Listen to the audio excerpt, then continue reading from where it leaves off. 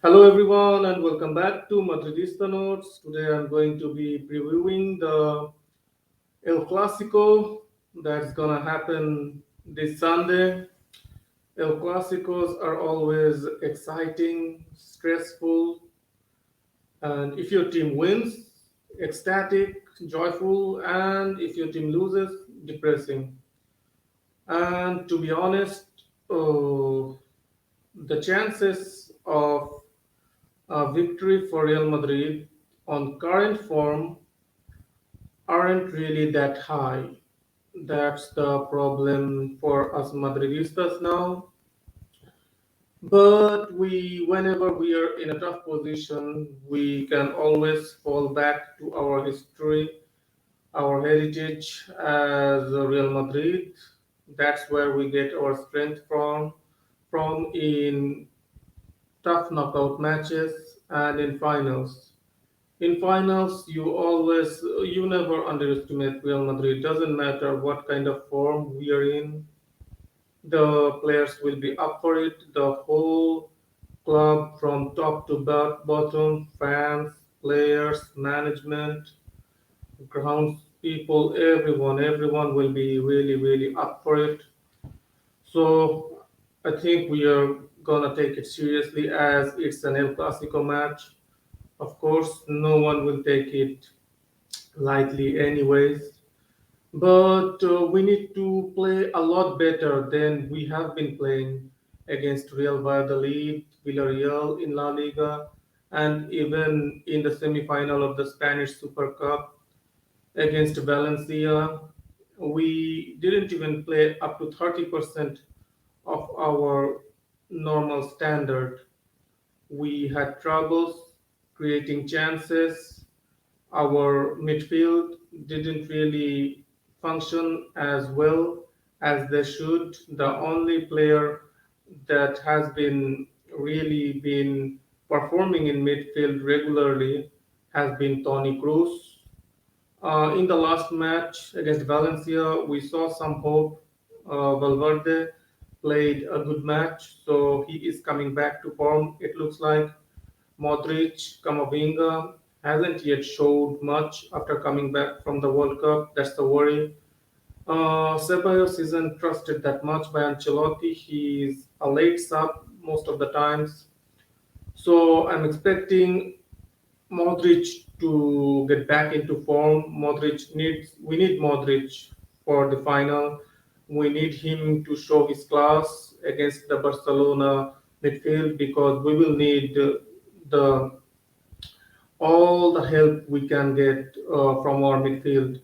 Barcelona has a really solid midfield. They have Sergio Busquets, they have Frankie de Jong, they have Pedri, they have Gavi. So they have a standard midfield that can hurt us. So we will have to apply our midfield dominance over them. The problem we have is we don't have a natural DM as Aurelian Chouameni is currently injured. That's the problem we have right now.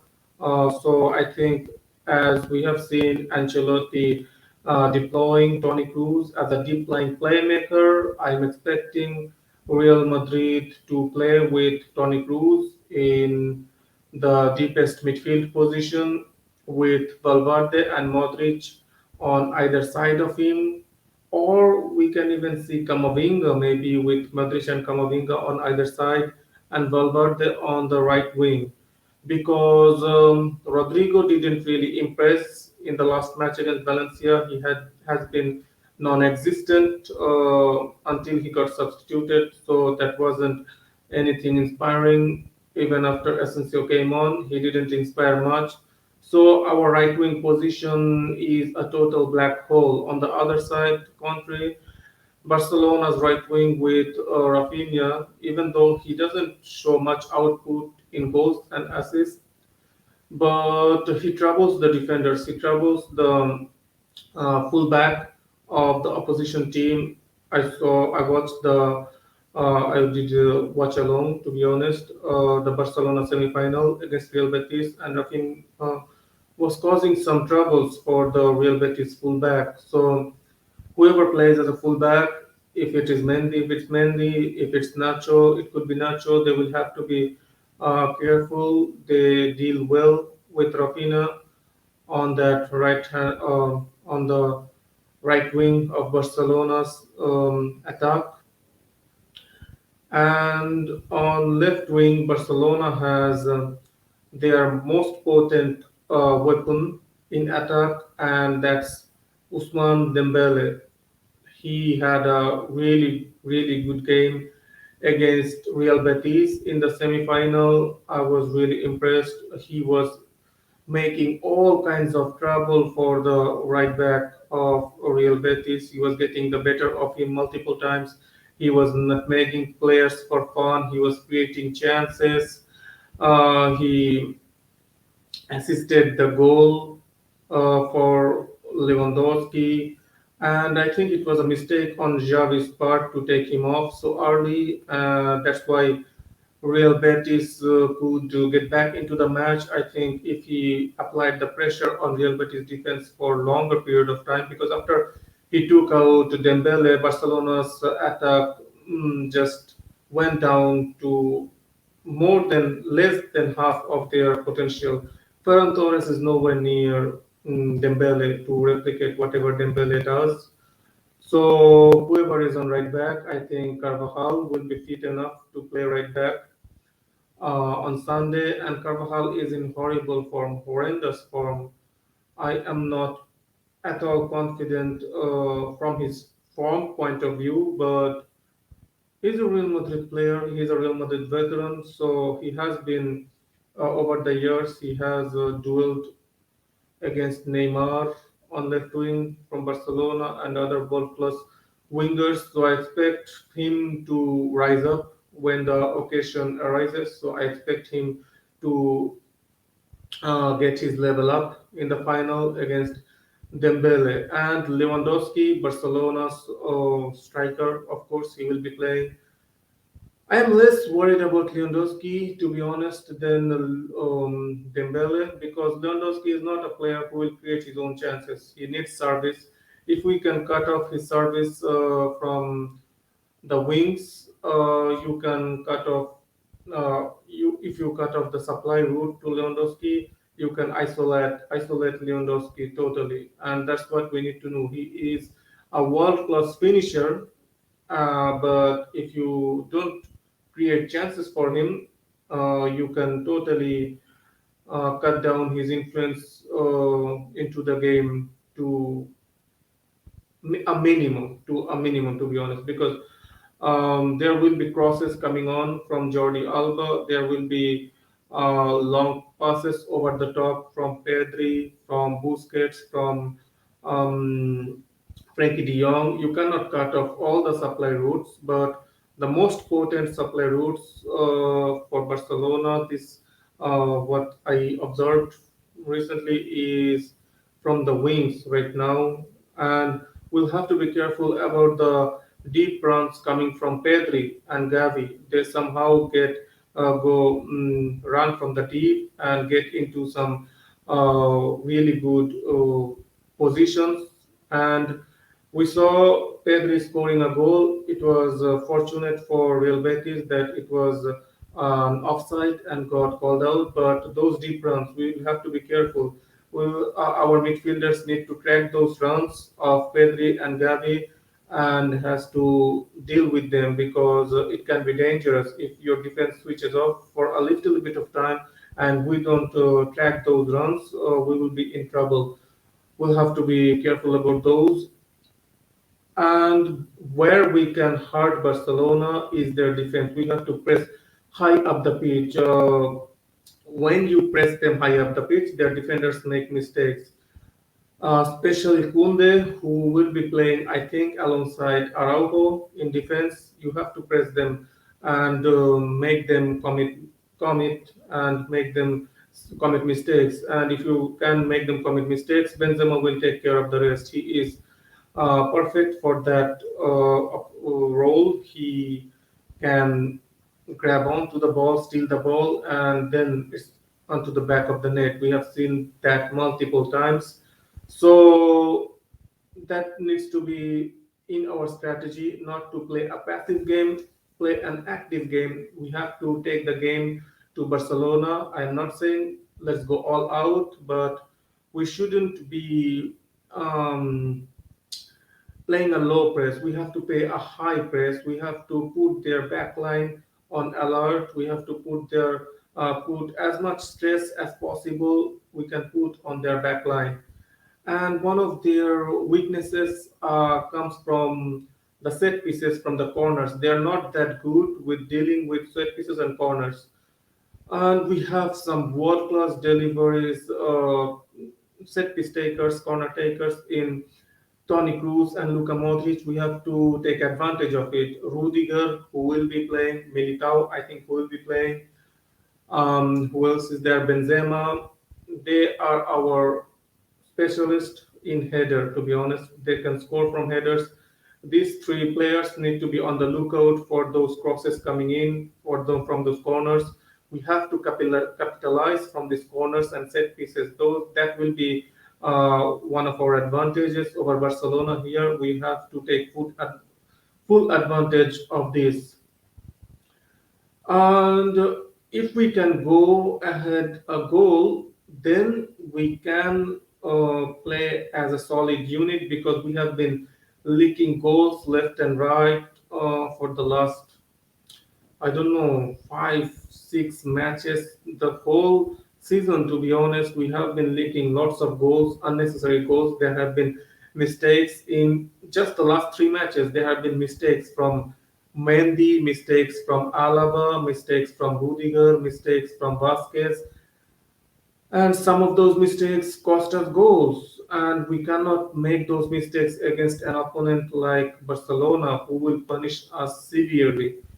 So we need to rectify those mistakes and play as a solid backline. We have to keep a solid defensive shape. We have to keep our defensive line disciplined.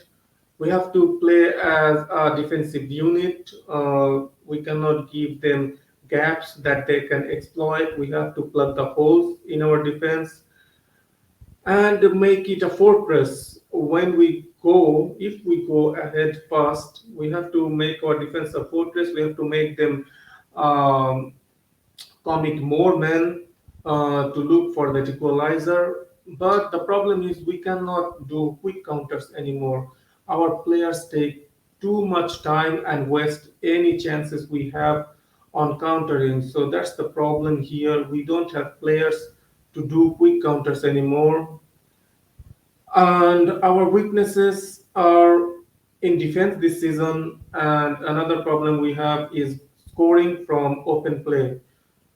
Vinicius has been in terrible form recently, and we don't have a right winger, so that's a black hole. I am totally have no hope of anything coming out of that right wing. So our only weapons in attack is Vinicius and Benzema. That's it. We are not creating enough chances for Benzema, so I cannot even blame Benzema that much. He isn't really in his best form, but to get him running, we have to create chances for him. Our midfield has been more or less a form other than Toni Kroos. Our other chance creator like Vinicius has been in horrible form. He has some confidence issues right now. He is a confidence guy. I think the off-field problems. He needs to be totally focused on the game. He needs to let go of the other stuff happening around him in the stands, with the fans, with the referees, with the opposition players. Just forget all about it and focus on your own game. That's it. He needs to focus. He needs to get out of this slump. We need him because on the left hand side, if Mendy plays, he's not going to help Vinicius much in dealing with the Barcelona defense. He cannot. He doesn't have the technical ability. And when Vinicius is not on song, our left hand side suffers a lot as we don't have a right hand side, anyways. When you don't even have a left hand side, it's so easy for the opposition defense. They don't have to worry about the wings. so they can totally just uh, totally what's the word here, stifle you from the middle. They can pack the middle and stifle anything coming through the middle. If you have no threat down the attacks, down the wings, they can stifle you from the middle of the pitch. So it becomes even more difficult for Benzema to get anything going on, because whenever he gets the ball, there are two, three defenders on him, and he loses the possession. And Vinicius needs to be more productive in possession. He loses possession too many times. He is forcing it. He is trying to dribble through two, three players. Don't try to dribble through two, three players. When you see that they're double teaming up with you, combined with Benzema, combined with Modric, combined with Valverde, who is around you, play one twos, play some combination football. I was watching the Napoli match yesterday. They destroyed Juventus playing some slick passing combination play. It was beautiful to see, really beautiful to see. We need that kind of combination game plan. We need some combination game plays between Vinicius, Benzema, Modric, those triangles. Need those. They're really talented players. So if they combine well together, they will definitely find holes and holes in versus midfield and versus defense, and we need to be having those kind of combinations. We cannot really rely on individual brilliance that Vinicius will dribble past two, three defenders and set up Benzema or shoot and score. Those things can happen, but we shouldn't rely on those. We should rely on a more team reliant a game plan where we create the chances as a team, not as individual players. Of course, individual brilliance comes into play, but we shouldn't be totally relying on that 100%.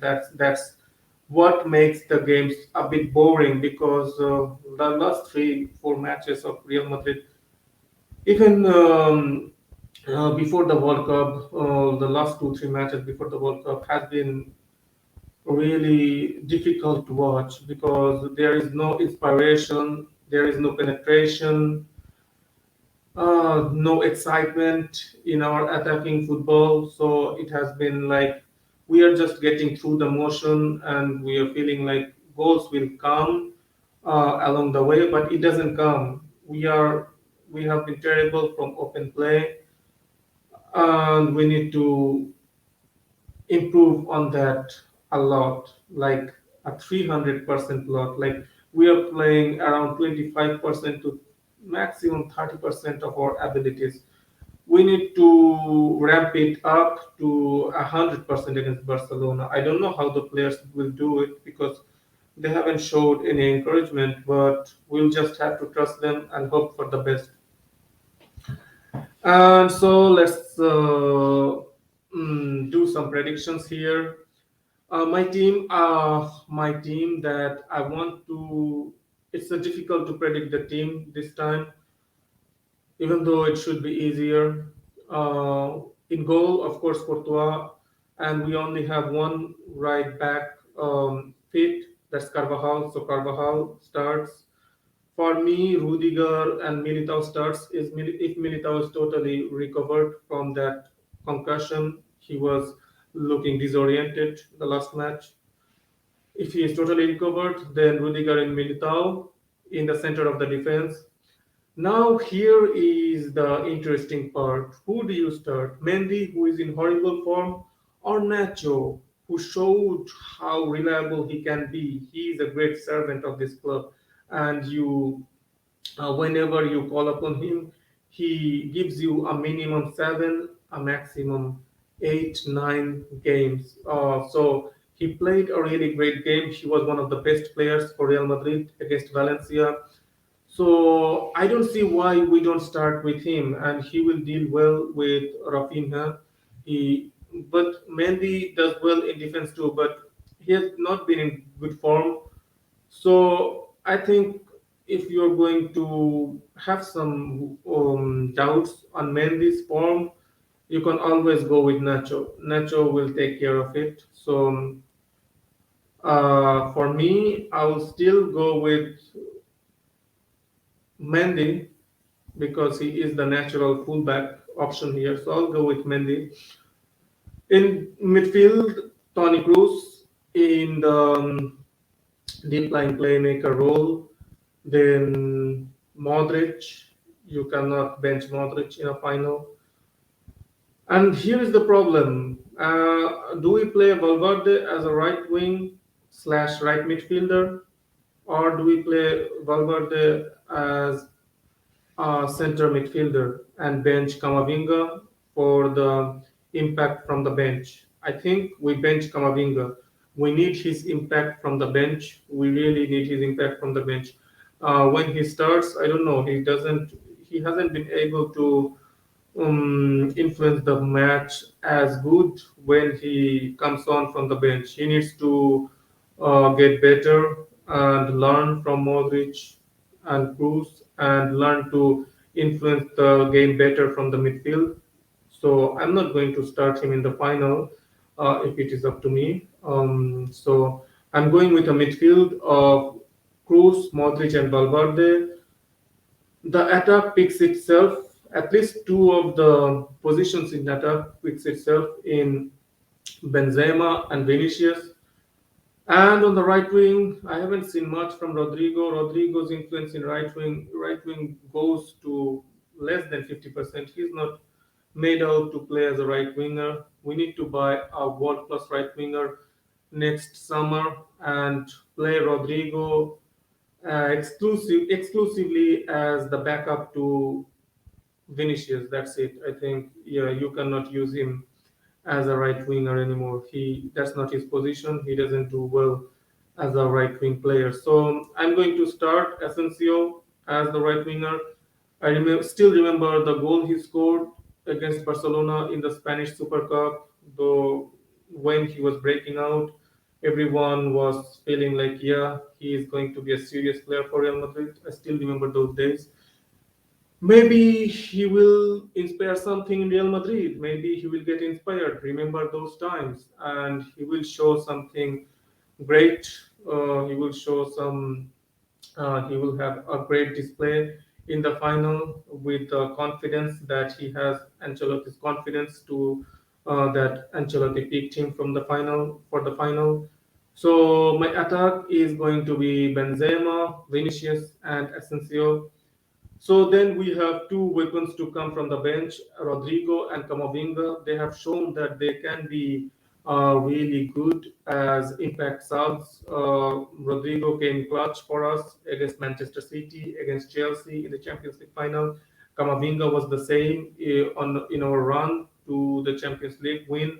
Whenever we brought him in the second half, he totally rejuvenated the team, the midfield. So we can use them in the second half. So I'm definitely gonna be keeping them on the bench and unleash them on the Barcelona team in the second half. Now my prediction: I'm gonna be predicting a Real Madrid win, a two-one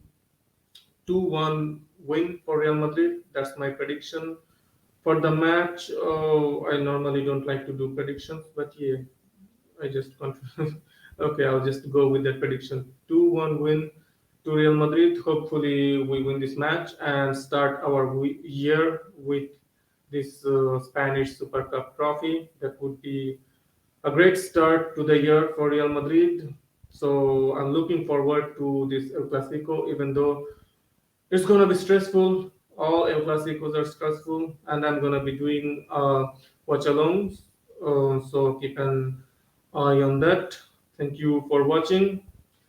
If you have enjoyed the video, kindly like, comment, and subscribe. Have a good day. See you next time. Hala Madrid.